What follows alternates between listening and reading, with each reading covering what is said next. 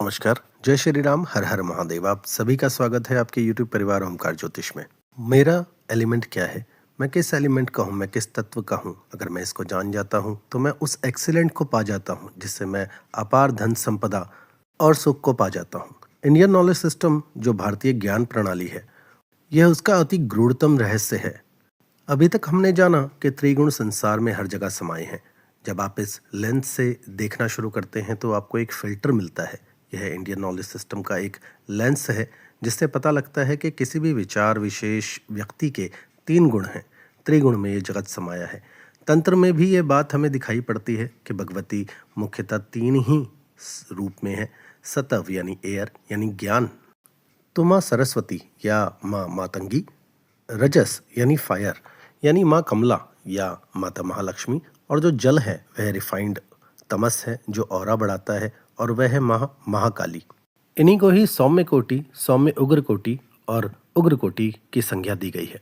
जिन्होंने भी पहले की वीडियो नहीं देखी है, कृपया करके वह जाकर देख लें और सीख लें आत्म साक्षात्कार क्या है, कैसे हम अपने त्रिगुणों को पहचानें, मैं कौन से गुण का हूँ, इसके बारे में पूरी जानकारी दी हुई है। कृपया करके आप वीडियो को वहां जाकर देख सकते हैं और सीख सकते हैं। तीनों गुणों में यह जीवन में आवश्यक है और गूढ़ है पानी का समीकरण। यह तीनों अवस्थाएं मानसिक तल पर होती हैं। सारा दिन हम इन्हीं ट्राइसेट स्टेट से निकलते हैं। कभी हम एयर यानी फ्लो यानी ज्ञान को पाते हैं, कभी हम फायर यानी एक्शन में रहते हैं, और कभी वाटर, हम कभी रेस्ट मोड में भी आते हैं। याद रहे, तंत्र कोई दर्शन शास्त्र या कोई फिलॉसफी से ज़्यादा एक प्रैक्टिकल सॉफ्टवेयर है जिसका उपयोग जनमानस के उद्धार के लिए किया गया है। भगवान शिव जो हैं वह आकाश तत्व के हैं, जो कि तंत्र में सभी जगह भगवान शिव ही बोल रहे हैं। सभी ज्ञान का डोमेन भगवान शिव का ही है, तो जितना भी ज्ञान है वह सब एयर डोमेन का है।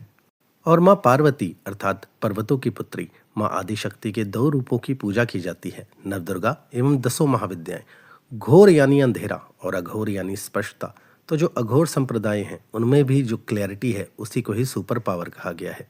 एवं स्थिर चित हैं भगवान शिव, स्थिर चित है चिदाकाश, स्थिर चित है भोलेनाथ, स्थिर चित है कैलाशपति। जब हम अपनी चेतना को स्थिर कर देते हैं तो हमें वह दिखाई देने लगता है कि किसी भी विचार विशेष व्यक्ति सिचुएशन के ये 3 गुण कार्य कर रहे हैं, क्योंकि त्रिगुणात्मक और पंच तत्व की शक्तियाँ यानी एनर्जी स्वरूपा ही माँ पार्वती हैं। मैं यहाँ आम बोलचाल की भाषा का उपयोग कर रहा हूँ जिससे कि स्पष्टता आ जाए कि मैं कौन से तत्व का हूँ। मैं त्रिगुण और पंच तत्वों को वीव करता हुआ चलूंगा जिससे कि ये ऑपरेटिंग सिस्टम आपके सबकॉन्शियस में कोडिंग की तरह बैठ जाए, जिससे कि जब भी आप किसी को देखें तो ऑटोमेटिकली अंदर से रिस्पॉन्स उठकर आना शुरू हो जाए। यह हर जगह उपयोगी हो रहा है, चाहे वह ज्योतिष है, चाहे वास्तु है, न्यूमरोलॉजी है, ब्रह्म विदाएं हैं जिसमें अपने आपे को जानने की बात की गई है। इसे ब्रह्म जिज्ञासा भी कहते हैं। आज के मॉडर्न कॉन्टेक्स्ट में इंजीनियरिंग हो, रेस्टोरेंट हो, आर्किटेक्ट हो, फाइनेंस हो, प्रॉपर्टी हो, टेक्नोलॉजी हो, ये हर जगह उपयोगी हैं। जो भारतीय ज्ञान प्रणाली है उससे आज आप एक और लेंस से देखेंगे। जैसे त्रिगुण से पैदा होने वाले पंच तत्व हैं।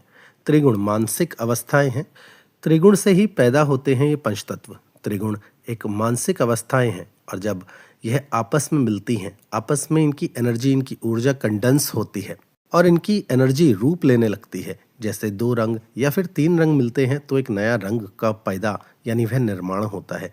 ऐसे ही जब ये मिलती हैं तो पंचतत्वों का निर्माण होता है। याद रहे, we all are the torch bear of Indian knowledge system. हम रोशनी नहीं दिखाएंगे तो फिर कौन दिखाएगा। तो चलिए शुरू करते हैं। 5 प्रकार के व्यक्तित्व वाले लोगों का निर्माण होता है। 5 प्रकार की सोच वाले व्यक्तियों के विचारों के विशेष वस्तुओं का निर्माण किया जाता है इन्हीं त्रिगुणों के द्वारा। और जब हम इन पर ध्यान धरते हैं तो हमें दिखाई पड़ना शुरू होता है। चलते फिरते, उठते बैठते, विचार करते हुए हमें यह संसार पंच तत्वों में दिखाई देना शुरू होता है। बाबा गोरखनाथ की वाणी है, वह कहते हैं कि हसीबा खेलीबा करीबा ध्यान, अहनिसी कथिबा ब्रह्म ज्ञान। अलक्ष्य निरंजन। अलख का मतलब है मेरा कोई लक्ष्य नहीं है, मुझे कुछ साबित नहीं करना है, मेरा कोई हिडन मोटिव नहीं है। निरंजन, मैं निराकार हूँ, मेरा कोई आकार नहीं है, मुझे कुछ साबित नहीं करना। नाथ संप्रदाय में सभी योगी बाबा गोरखनाथ को और उनके शिष्य यह अनुयायी बोलते हैं। माने अपने आप को जीरो कर दीजिए, फिर जो होगा वह जादू होगा। सभी के जीवन में सुख देते चलिए। याद रहे, ज्योतिष के भी 5 ही अंग हैं जिन्हें पंचांग कहते हैं। जिनमें समय या मुहूर्त के 5 अंक का निर्णय लिया जाता है। नक्षत्रों को भी 5 ही तत्वों में बांटा गया है। तंत्र के भी 5 ही अंग हैं, उनमें एक है काल।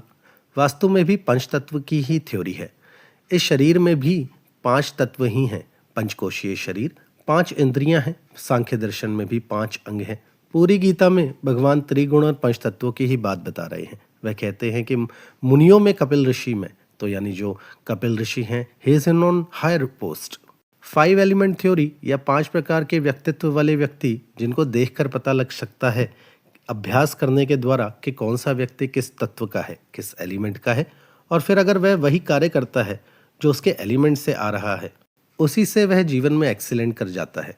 धन कमाने के दृष्टिकोण से भी और सामाजिक आर्थिक उपलब्धियों में भी यह अत्यंत आवश्यक है, क्योंकि जब तक त्रिगुण और पंचतत्वों का ज्ञान नहीं होता तो सारा मामला तब तक बाल बुद्धि जैसा ही है।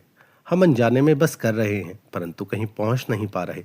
भारतीय ऋषियों ने इस पर बेहद गहन काम किया है, तभी तो श्री यंत्र या फिर यंत्रों का निर्माण हुआ है। न जाने कितनी गहरी रिसर्च रही होगी, न जाने कितना गहरा काम किया गया होगा, जिस पर आने वाली पीढ़ी, आने वाला युग सुख ले सके, लाभ ले सके, भटके नहीं, स्पष्टता को पा जाए, और फिर जब कुछ भी करे तो वह सभी सुखों को प्राप्त कर सके। और जो इनको डिकोड कर लेता है वह सभी रहस्य को जान पाता है, और न केवल समस्याओं को गहरे से देख पाता है, समझ पाता है, बल्कि उनका दिया हुआ समाधान भी कालजयी हो जाता है। आकाश तत्व का गुण है स्थान देना। जब कोई किसी को स्थान नहीं दे पाता तो आम बोलचाल की भाषा में वह कहते हैं कि वह मुझे स्पेस नहीं देते। जैसे कई बारी मान के चलिए कि आप कहीं जाते हैं और कनेक्ट नहीं कर पाते, रिलेट नहीं कर पाते। जितना भी कनेक्ट करना है, जितना भी रिलेटेबल है, वह सब स्पेस एलिमेंट का है। आप सभी की बोलचाल की भाषा में भी ये समझ पाएंगे कि आकाश तत्व यह बात बोल रहा है। शब्द ही ब्रह्म है। पहले भी श्रुतियों के द्वारा ही अनमोल ज्ञान को एक जन से दूसरे जन तक पहुंचाया जाता था। गुरुकुलों में मंत्रों की दीक्षा देना व शब्द से ही सभी ज्ञान ट्रांसफर कर देना, इसी का ही मुख्य पहलू है। शब्दों में ही वह ब्रह्म रूप समाया है। एक शब्द जो कर्म के लिए प्रेरित करता है, वह प्रेरणा देता है। तो आकाश का गुण शब्द है। जब आप किसी को भी स्पेस देते हैं तो आपके लाभ बढ़ने शुरू हो जाते हैं। वायु का गुण स्पर्श है। स्किन में नमनेस आ गई है तो वायु तत्व की कमी हो गई है। गति भी वायु तत्व की ही है। जब गाड़ी का एक्सीलेटर दबाया और गाड़ी आगे की तरफ बढ़ी तो जो एक्सीलेटर है वह वायु तत्व का है। ऐसे पूरे जीवन में पंच तत्वों को पूरे संसार में कैटेगराइज करते हुए चले जाना है। वायु का गुण है स्पर्श। अग्नि का काम है देखना, दिखाना। सेल्स भी अग्नि का ही गुण है। जहाँ रूप है, जिसमें रूपांतरण करने की क्षमता है, जहाँ कुछ अलग दिखा, वह अग्नि की वजह से ही है। कम या ज़्यादा, परंतु देखना अग्नि का ही गुण है। किसी भी चित्र को, किसी भी आकार को देखना अग्नि है। यंत्रों को भी एक ज्योमेट्रिकली फॉर्म में बनाया गया। जब हम उनके ऊपर ध्यान धरते हैं तो हमारे अंदर कुछ परिवर्तन आने शुरू हो जाते हैं। जल तत्व का गुण है रस, स्वाद। जो जल तत्व के व्यक्ति हैं, अगर वह शुद्ध जल में है, आपसी वह समझ से बना के चलते हैं, औरों को आगे बढ़ाते हैं, औरों को पोषित करते हैं, कल्टीवेट करते हैं, क्योंकि शुद्ध जल हमेशा पोषण करता है। और जो विकृत जल है, वह सामने वाले की समस्याओं को समझते नहीं हैं, दूसरों की तकलीफों को समझते नहीं हैं। पृथ्वी का गुण स्मेल है। जितनी भी खुशबुएं हैं, जितनी भी स्मेल्स हैं, वह पृथ्वी तत्व की हैं। पृथ्वी तत्व के व्यक्तित्व वाले लोग भी स्टेबल होते हैं, बिल्कुल पृथ्वी की तरह। आगे के भाग में हम और डिटेलिंग करेंगे और जानेंगे कौन से व्यक्तित्व वाला व्यक्ति किस एलिमेंट का है, उसके एक्सप्रेशंस कैसे हैं, उसके लाइकिंग डिसलाइकिंग कैसे हैं, जिससे कि वो जान के अपने आप को एक्सीलेंट को पा जाए। क्योंकि जो योगी होते हैं, जिन्होंने योग की उच्च अवस्था प्राप्त कर ली होती है, जिनका योग सद गया होता है, वह काल चक्र के परे हो जाते हैं। उन पर किसी भी ग्रह नक्षत्र का कोई प्रभाव नहीं पड़ता। वह जो कार्य कर देते हैं वह सिद्ध हो जाता है। उनके दिए सभी समाधान भी कालजयी हो जाते हैं।